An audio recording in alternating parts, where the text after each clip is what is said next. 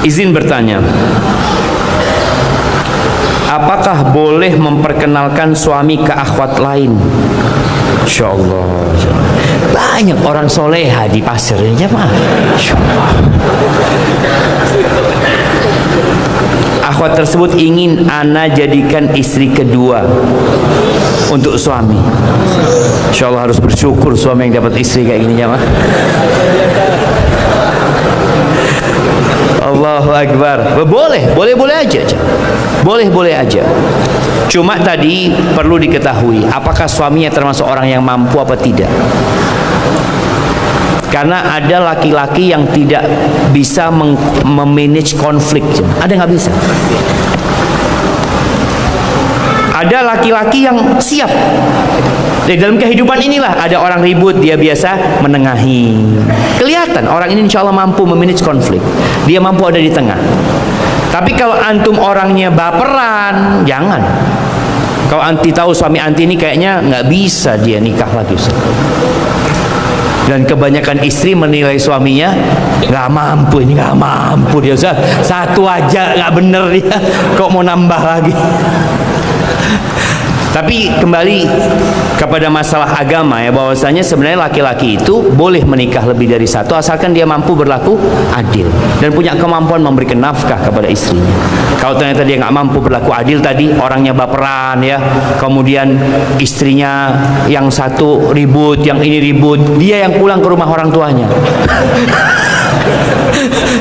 Jadi ini gimana, siapa yang mengurusin gitu kan?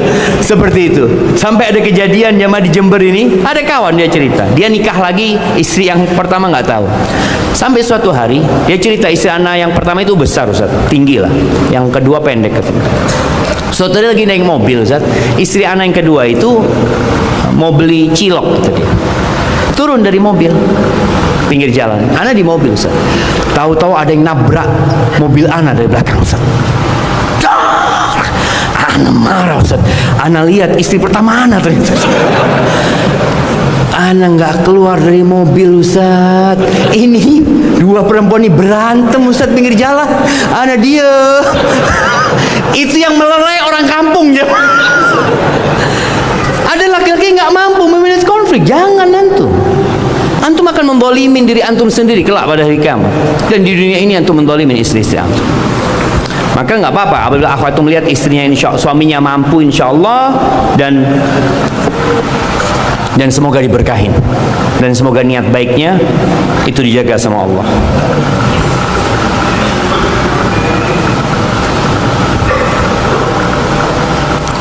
Izin bertanya,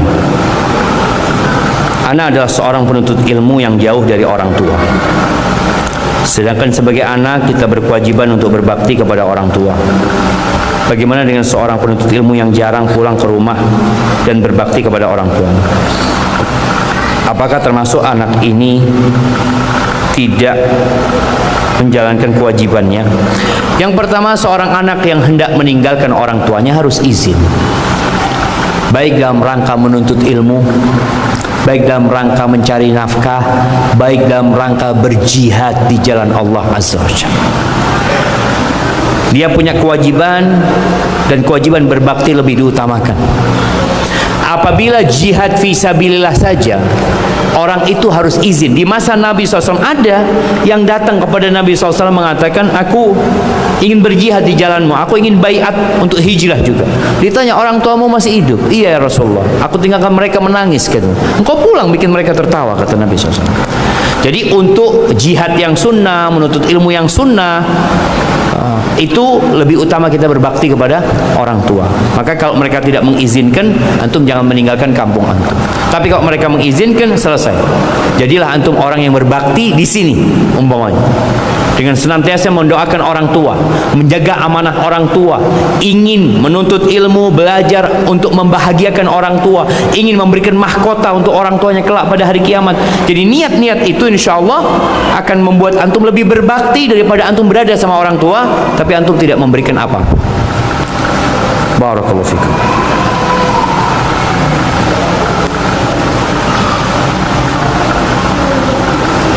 Mendambakan suami ahli masjid Ustaz.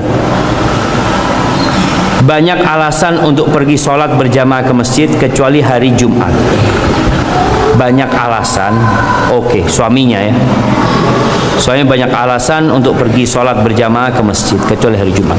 Ya mungkin istri perlu menghibur suaminya, menghibur dengan cara menyebutkan buat dia pahala-pahala buat orang yang sholat berjamaah di masjid. Sampaikan kepada suami, mamanya, bang, di sini manggil suami apa? Mas, mas, hah? Apa? Yang? Iya kalau sayang. Tapi mas, masa panggilan mas di pasar jamaah? Abi, anaknya yang panggil Abi. Enggak, panggilan bahasa kampung sini apa? Mas itu kan Jawa, AA itu Sunda sana. Kakak. Sampaikan kepada suaminya, kakak, kata dia. Bayangin kakak sholat di sini dapat 1. 5 kali sholat dapat 5. Di masjid sekali sholat 27. Langkahnya diangkat, derajatnya dihapuskan dosanya. Jadi bagaimana mengajak suami untuk ke masjid dengan cara tadi mengiming-imingi dia ya dengan sesuatu yang indah sekali sambil didoakan suaminya. Kadang-kadang dia nggak tahu jamaah, orang kalau sudah bicara dunia, coba di masjid dibagikan, setiap orang sholat berjamaah di masjid dapat 1 kilo daging rusa. Rame nggak ke masjid jamaah? Rame ngantri. Dapat fulus 100.000. Orang itu sampai ada yang mati antri fulus 20.000. Apalagi 100.000. Maka tadi bagaimana menghibur suaminya atau mengiming-iming suaminya untuk hal itu. Masya Allah, tinggal 2 menit lagi jamaah. Mohon nasihat Ustaz untuk kami keluarga yang masih lalai. Suami dan anak-anak yang masih suka main game, dan istri-istri yang masih suka nonton Korea. Jadi bapaknya main game, anaknya main game, ibunya nonton Korea. Bayangin, ini rumah tangga apa bioskop jamaah? Baik.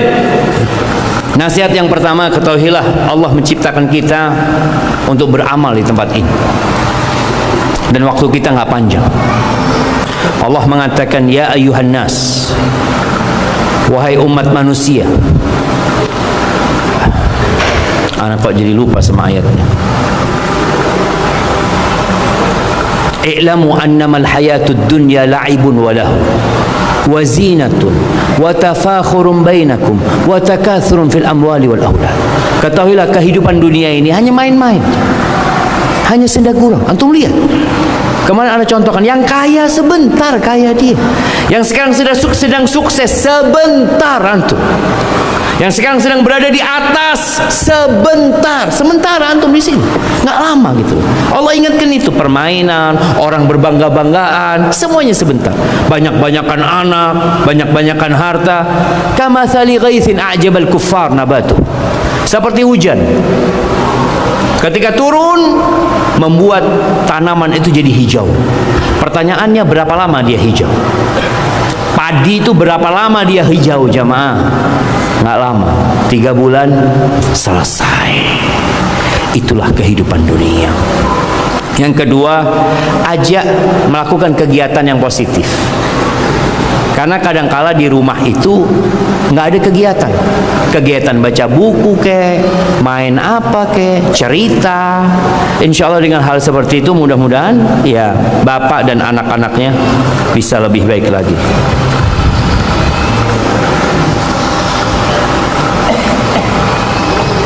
Mohon nasihatnya.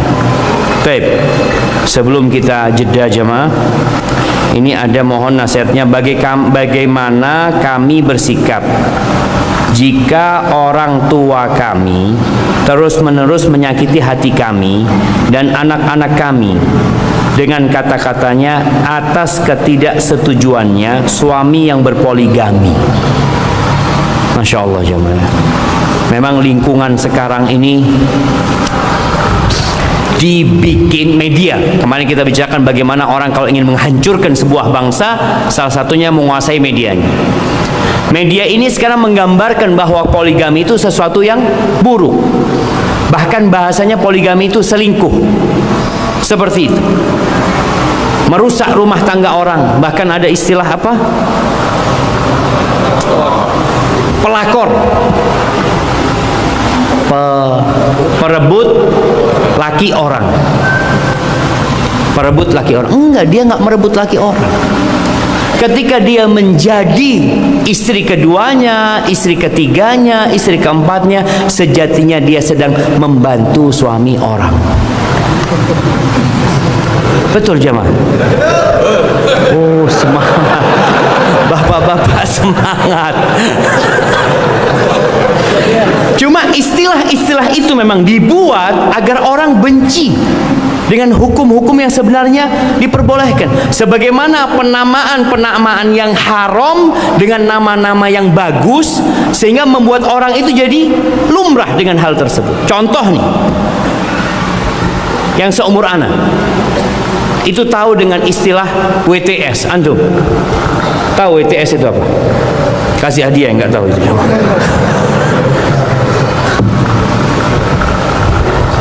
Nah, yang di belakangnya tahu istilah WTS antum? Nah, yang tua tahu apa? Wanita tunasusila. Kasih hadiah. Itu nama disebut di negeri kita dulu jam untuk pelacur. Untuk pelacur itu dikasih nama wanita tunasusila, sehingga mereka itu malu jam. Pelacur itu malu.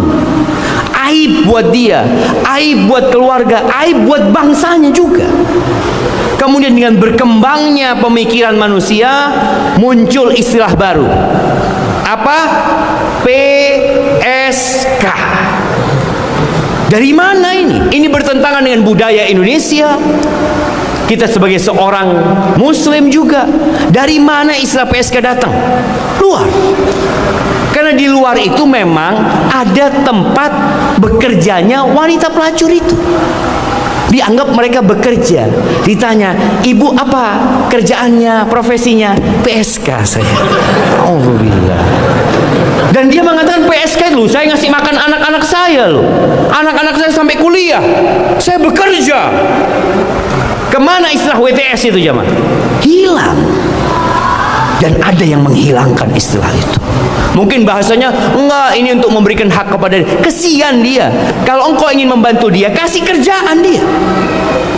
Bukan disuruh menjual kemaluannya. Ini terjadi. Maka kembali kepada pelakor tadi, istilah pelakor. Istilah-istilah itu subhanallah jemaah. Muncul ya karena kejauhan dari urusan agama. Kalau memang dikatakan zina, ya zina suaminya. Suaminya menikah lagi, katakan suaminya menikah lagi, bukan selingkuh suami. Maka kalau sekarang bagaimana sikap anak kepada orang tua? Ini kayaknya anak perempuannya ini sudah menerima suaminya poligami, tapi orang tuanya belum menerima, sehingga menyalahkan istrinya, menyalahkan juga cucu-cucunya. Ya, yang harus dilakukan adalah bersabar. Bersabar. Nggak usah dijawab.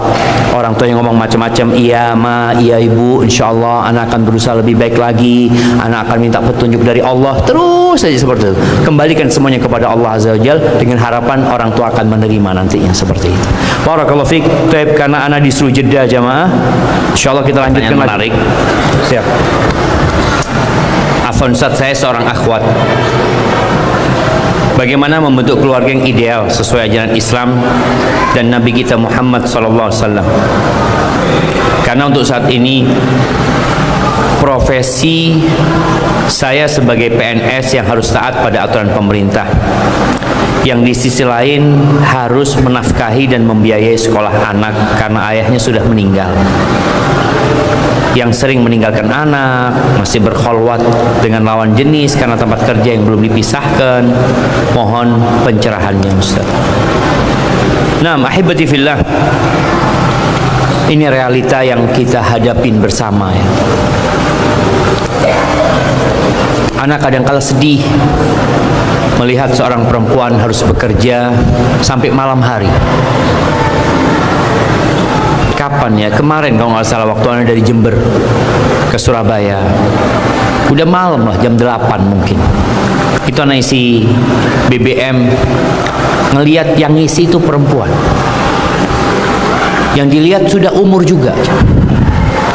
Ana kebayang, ya Allah ya, dalam bayangan Ana, imma dia memang nggak punya suami yang bertanggung jawab, atau suaminya sudah meninggal dunia, atau ada wanita-wanita yang mungkin ambisi ya untuk bekerja. Maka ini tugas kita untuk memberikan arahan kepada keluarga kita bahwa kewajiban memberikan nafkah sebenarnya kewajiban suami. Para orang tua ketika mendidik anaknya, khususnya anak perempuan, didik anak itu untuk menjadi orang yang bermanfaat, untuk menjadi ibu, untuk menjadi istri yang soleha. Bukan orang tua mendidik anak perempuannya untuk mencari nafkah. Karena ada sebagian orang tua yang menyekolahkan anaknya tujuannya supaya anaknya bisa cari duit. Bahkan sampai dikatakan, engkau nanti enak kalau bercerai sama suamimu, engkau sudah punya penghasilan sendiri. Ini belum nikah sudah dipersiapkan untuk bercerai sama suami. Ada kekhawatiran-kekhawatiran seperti itu. Perempuan bukan tidak boleh bekerja, jemaah. Perempuan wajib bekerja. Karena kalau wanita tidak bekerja di negeri kita ini, tutup negara kita, jemaah. Cuma pekerjaan wanita yang sesuai dengan tugasnya dia, bukan untuk mencari uang dia. Tapi ketika dia mau bekerja dengan pekerjaan yang halal, tafadhol, selama dia tidak menelantarkan kewajibannya. Kayak ini umpamanya dia akhirnya sering meninggalkan anaknya. Terus anaknya siapa yang mendidik? Kadang-kadang dititipkan.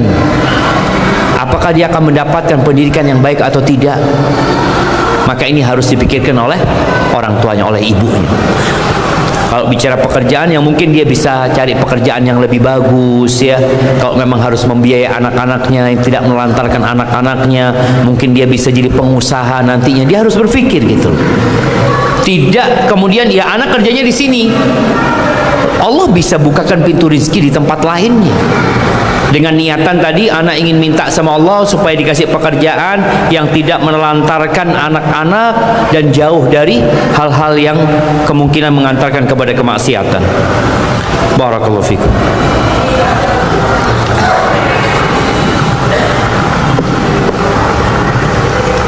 Izin bertanya Ustaz, ana seorang ibu.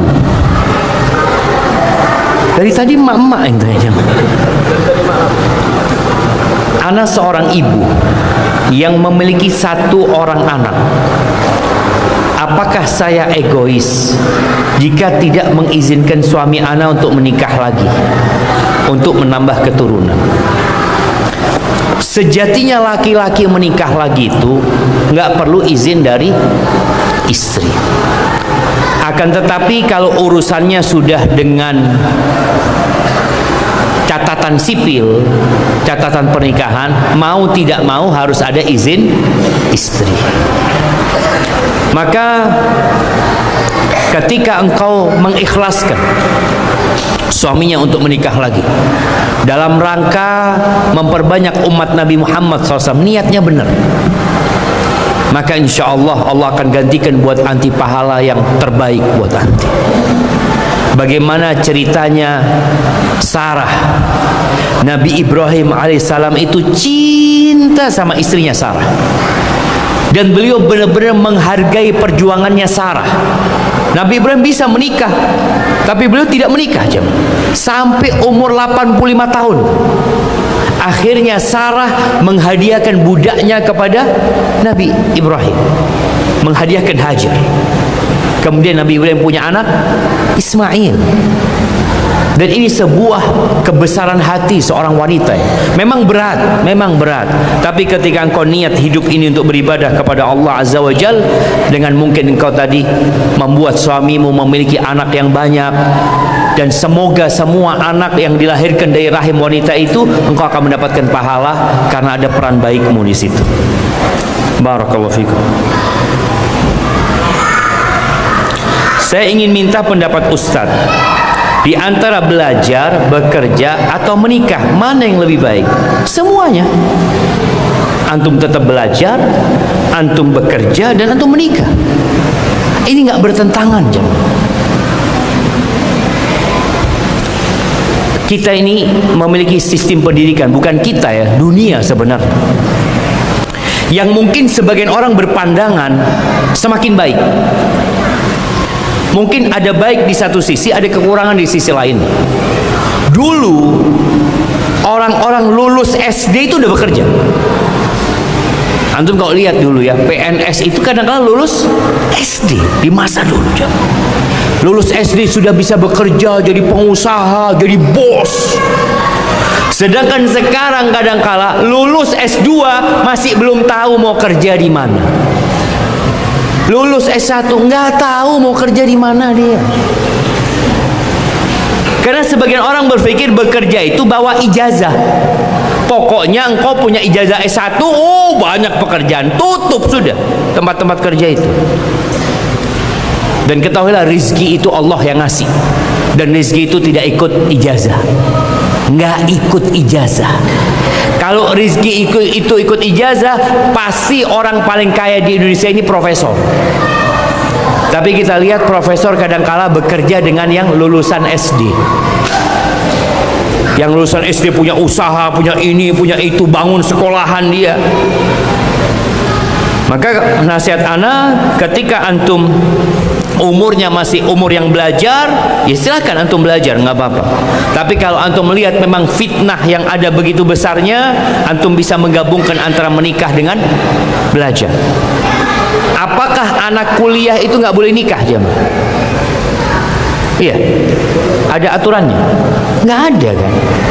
Nggak ada aturannya. Artinya antum boleh menikah, antum punya istri, dan antum terus belajar. Anak ingat punya dosen di Medina ya, dia seorang profesor. Dia cerita sama kita di kelas. Dulu Syafiq, kata dia, sama teman-teman juga cerita. Ana itu dinikahkan sama paman Ana karena bapaknya meninggal dunia. Ana dinikahkan sama paman Ana itu ketika kelas 2 SMA. Jemaah. Dan jadi profesor. Karena nggak bertentangan apabila anak itu sudah diajarin. Sekarang di Indonesia ini, di beberapa kota itu ada masalah pernikahan dini. Bahkan di Jawa Timur itu kalau nggak salah ada hampir 600-an anak yang mengajukan dispensasi untuk menikah di bawah umur. Di bawah umur, maksudnya umur yang ditentukan oleh pemerintah. Dan rata-rata mereka sudah hamil terlebih dahulu. Mereka sudah berzina. Artinya mereka memang orang-orang yang tidak pernah berpikir untuk menikah. Yang ada dalam benak mereka berzina. Ketika sudah hamil, bingung dia. Namun apabila seorang memang mempersiapkan diri, dia mau menikah, dia belajar, dia bekerja, dan dia punya tanggung jawab, silahkan menikah. Barakallahu fikum. Izin bertanya, jika ada seorang yang melakukan dosa seperti ana, yaitu pacaran dan lain-lainnya, lalu dia bertobat, akan tetapi dia mengulangi lagi, dan begitu seterusnya, hingga ia bertaubat dengan taubat nasuha, akan tetapi bayangan dosa-dosa masa lalu sering menghantuinya. Bagaimana mengatasinya dan mohon penjelasannya. Ya jemaah, syarat taubat itu 3+1. Siapa yang mau menyebutkan? Syarat tobat 3+1. Nah, yang pertama apa? Tidak melakukan lagi. Yang kedua, menyesalinya. Menyesalinya. Yang pertama tidak melakukan lagi. Yang kedua menyesalinya. Yang ketiga tidak ngulangin. Terus +1 lagi. Nah, kasih hadiahnya. Nah, siapa yang mau jawab? 3+1.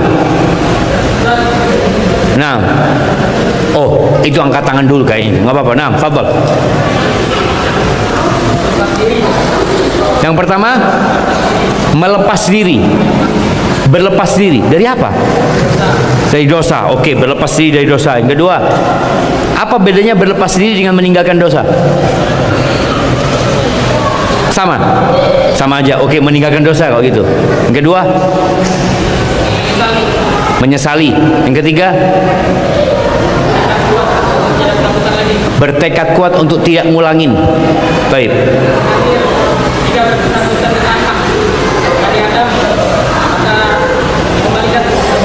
Iya, dia bersangkutan dengan hak orang lain, maka perlu minta maaf atau mengembalikan. Masya Allah, kasih adanya di belakang. Barakallahu fikum.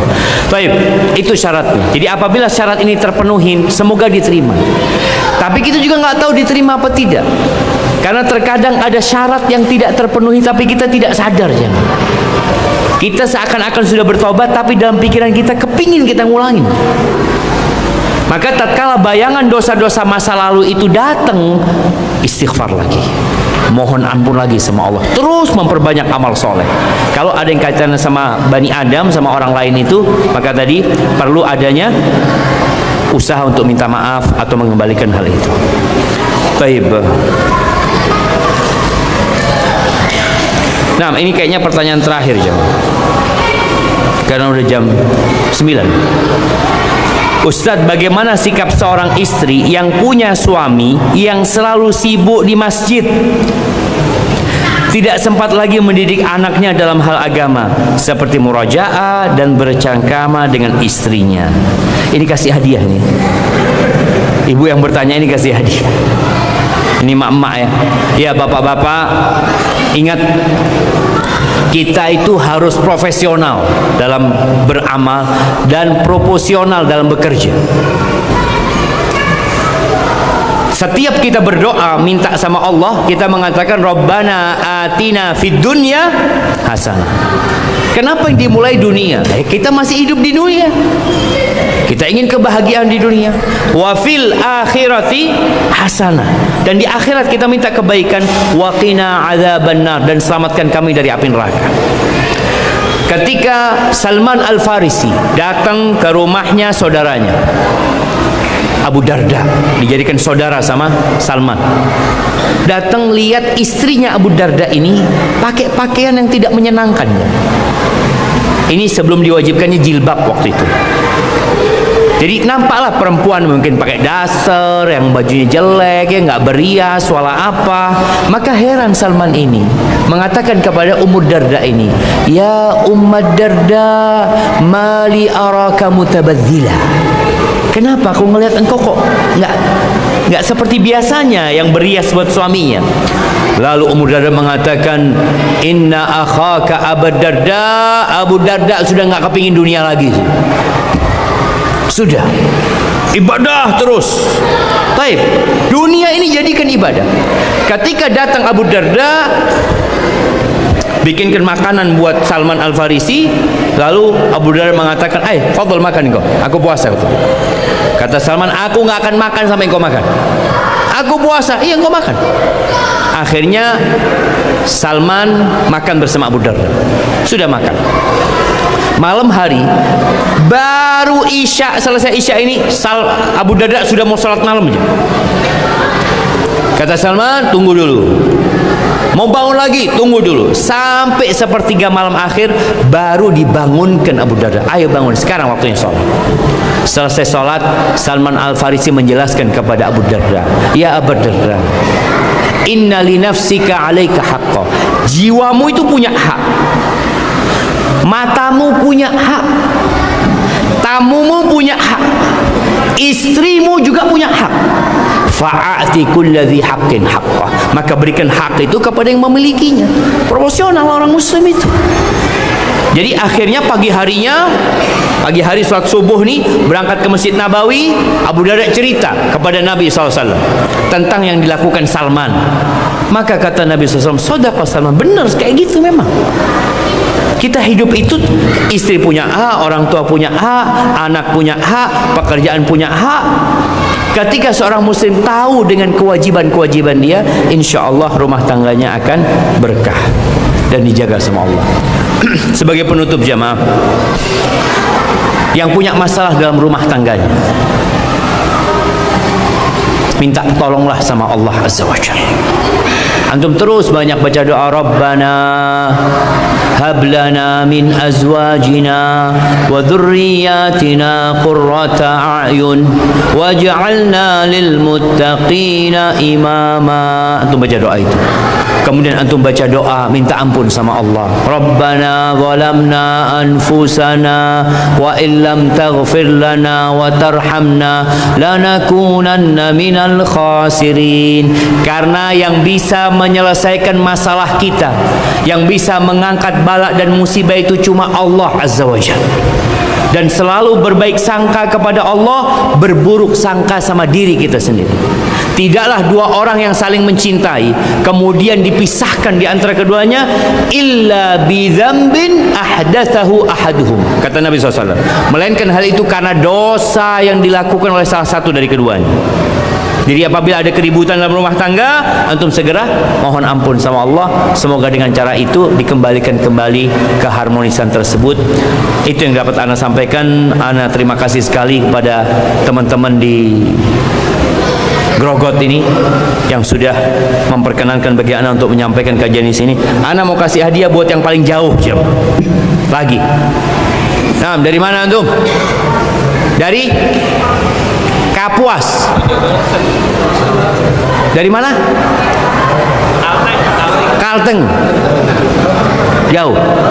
Jauh banget. Berapa jam antum ke sini? 2 hari. Allahu Akbar. Allahu Akbar. Nah, kasih mana hadiahnya yang banyak hadiahnya? Kasih rombongan. Nah, hadiah rombongan masukkan tas ini. 13 orang. Masukkan tas ini. Masya Allah. Ya, ya, kirimkan ke belakang sini. Ada lagi? Kirimkan ke semuanya ke belakang sana. Masya Allah. Baik, barakallahu fikum buat teman-teman semuanya. Semoga diberkahin pertemuan kita dan Allah kumpulkan kita bersama di surga Allah Azza wa Jal. Subhanakallahumma wa bihamdika asyhadu an la ilaha illa anta astaghfiruka wa atubu ilaik. Assalamualaikum warahmatullahi wabarakatuh.